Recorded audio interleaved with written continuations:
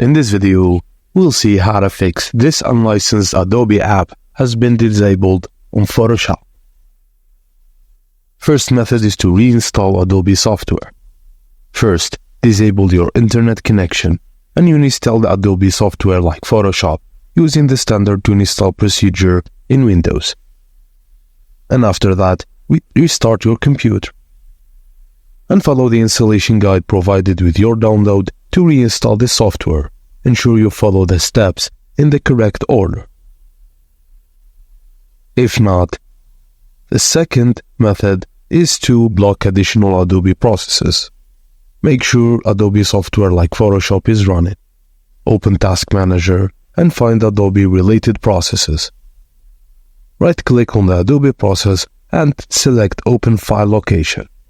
Just note the location of the X files. Repeat the firewall rules step process to block these files in outbound rules.